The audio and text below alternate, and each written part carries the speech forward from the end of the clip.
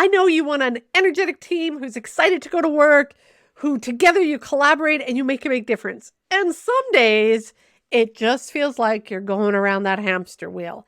I've talked before about you being in survival mode.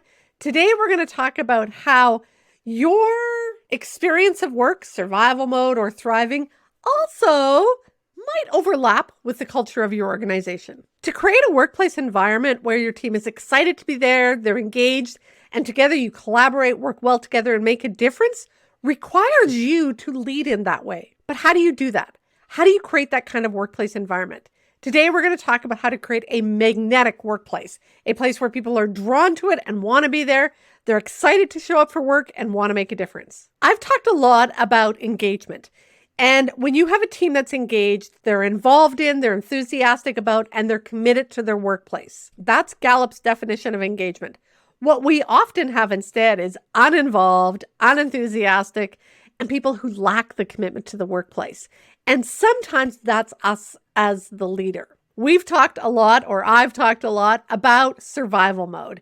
And when you're in survival mode, you're barely hanging on, you're afraid you're going to drop the ball, you're lacking energy, you're definitely non-enthusiastic, and it just feels like you're barely getting through your days. Now, from there, we move into that, just where we're getting through our days and it's nothing spectacular, but we're a little bit better than survival mode. That's that tolerating place.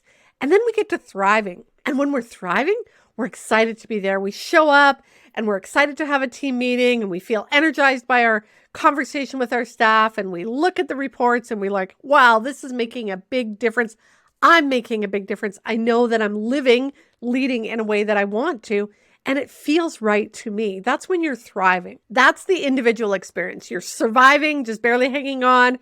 You're tolerating, putting up with just going through the motions, or you're actually thriving. Now, when you take a group of people and you put them into a workplace and some are survival mode, some are thriving, you create a culture in your organization. And everybody's culture is different. Your workplace has a feel to it. So does every other workplace. It's that sort of intangible thing. You can't name it or touch it or taste it, but you kind of know it's there and you know that your workplace is slightly different than the next workplace. But sometimes it's kind of difficult to describe or define.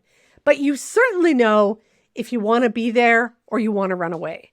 That's what culture is. My colleague Bill Scott and I have defined a continuum, just like the surviving to thriving continuum. We've looked at a continuum of workplace culture from toxic to magnetic. And in the middle of that is tolerable. Let's look at those 3 points on that continuum for a moment. Most of us know exactly what a toxic culture is. It sucks the life out of us. It sucks the energy out of us. It's negative. There's backbiting. People are sick. There's high turnover. There's lack of empathy. It's unhealthy. And when you have a toxic workplace culture, people are destroying each other and the team is destroyed. There is no engagement in a toxic culture. From toxic, we move to tolerable. And this is where most of us land. It's not bad enough to leave. It just feels kind of like you're going around and around. In a tolerable culture, we're complying, we're settling, we're putting up with. There's a lot of whatever, indifference, or we get frustrated at one moment but let it go the next. We've often tolerated way too much for too long, and we don't actually have the energy to fight it, or it just seems like that's the way it is. In the nonprofit world, that's the sector, that's just how it is. It's always been that way. And we just put up with it. And so it's the same thing day after day. We just show up at work, do our job, go home. So we move from a toxic to a tolerable culture. Then what we really want, and where I want you to get to, is a magnetic workplace. A magnetic workplace draws people in. They feel cared for. They feel like they're part of something bigger. It's that family feeling, if that's what you want to call it. There's meaning and purpose. There's growth. There's a sense of belonging. We're building and creating and generating new ideas, and there's innovation, or there's ways of moving forward. And it feels like sometimes we're on the cutting edge, or just feels like we're doing good, solid work, and we have a good, solid team. That's a magnetic work environment. In that environment, people are engaged. They feel, again, like they want to come to work. They feel excited about working with each other. Just like the surviving to thriving continuum, you're never static at one point. You might be thriving at the beginning of the day and survival mode by the end of the day. It might be that in one meeting, you feel like you're on your game and things are rolling. And then later in the day, you're like, holy crap, I'm ready to fall apart here. The same is true in the workplace culture. Some pockets may be more tolerable than others, and some might be really toxic. Other times you might have a meeting that feels really magnetic, and the next day that team feels like they're fighting with each other. What we want to do is get to the place where we move to the end of the spectrum, where me and the people on my team feel more like we are in thriving and we're creating a magnetic workplace. Yes, there will be days where it's hard and we're grinding and we're barely getting by and we're busy and things are happening. But more frequently, we're moving from that toxic, tolerable to that magnetic workplace. How do you do that? My colleague Bill Scott and I have developed a framework to help you get there. You already know half of it.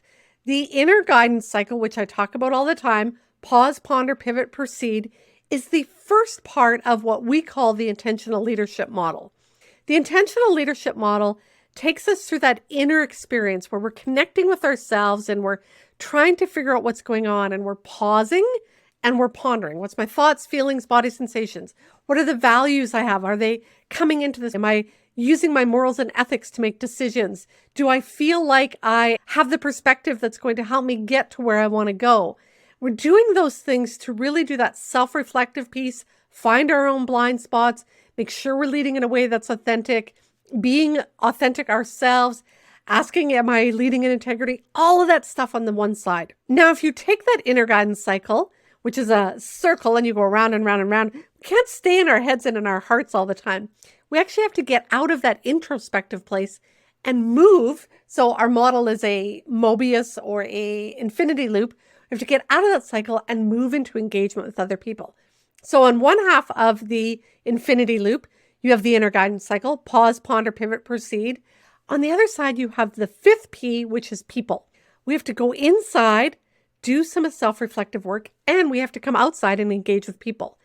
And if you want to move you and your team from surviving to thriving and your workplace culture from toxic to magnetic, you need to go back and forth through that consistently. And you need to do the inner work so that you can come out and do the outer work of engaging in a different way, or being the type of leader you want to have, or making the decisions that are going to move your team forward, or having the conversation, being vulnerable, whatever it is, you need to go back and forth. So the intentional leadership model is really that constant process of going back and forth between being self-reflective, tuning in, checking in, and then making a conscious decision, choice, way of being when you're engaging with your people. When you go back and forth like that, you're going to create the workplace environment. You're going to show up the way you want to show up, and you're going to have the impact you want to have because you've been more intentional about it. It's easy, though, to get stuck on one side or the other, where you never do the self-reflective work, where you just stay, go, and you're busy and you're whacking the moles, as I say, or you're plowing out emails and meetings and running from thing to thing, and you never slow down and do the introspective work. It's also really easy to do a lot of introspective work and never go have those tough conversations, never make those decisions you need to have, never call those meetings, never do the work that's actually going to create the work environment that you need to. So you need to learn how to move back and forth. So again, in the model that Bill and I created, the fuel that gets you going back and forth from one side to the other and through one side and through the other is curiosity. It's curiosity when you engage it rather than defensiveness or trying to hold still and keep status quo. It's curiosity. Open, keep your body open, keep your ears open. I heard a quote the other day that said, listen with your eyes and see with your ears. I was like, whoa, like think about that. Listen with your eyes and see with your ears. When we create that level of curiosity, it becomes the fuel that pulls us in and slows us down to pause and really ponder and go, what is going on here for my team, for our organization, for myself? What's really happening? I just finished coaching a leader before I started recording this, and lots of turmoil in the organization. And so we were talking about what's going on and what's happening. And it was the opportunity for her to pause and ponder and look at what's happening in the organization, but also what's happening for herself. What's going on inside of me? What are the feelings I'm having? What's getting triggered? What are the emotions that are going on?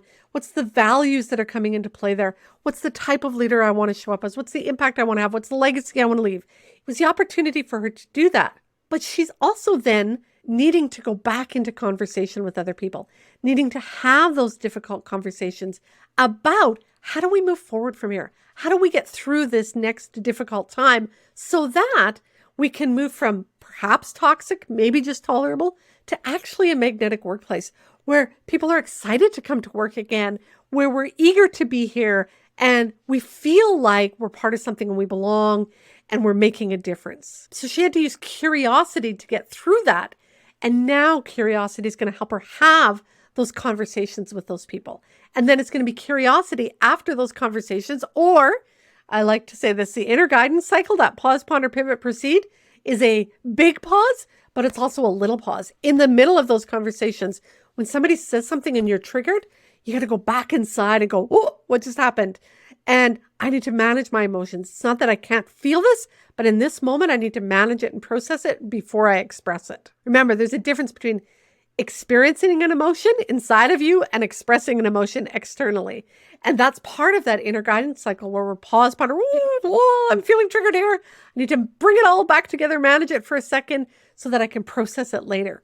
Sometimes that inner guidance cycle happens in the middle of a meeting, in the middle of a conversation, but it's that ebb and flow back and forth that is going to help grow you, develop you, grow your team, and move you from surviving to thriving individually, but also from a toxic workplace, tolerable workplace, to a magnetic workplace. That intentional leadership model is something that really helps you pause, ponder, pivot, proceed, re-engage with people, do the whole thing again. It's learning to put that on repeat inside of you in a day-to-day basis, creating habits that allow that model to go back and forth.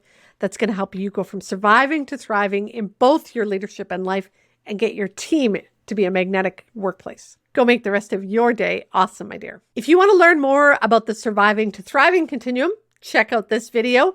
And in the comments in that video and below, I will put a link to a guide sheet that you can use to look at where do you land on the Surviving to Thriving Continuum and what maybe you need to do to move from surviving to thriving in both your leadership and your life.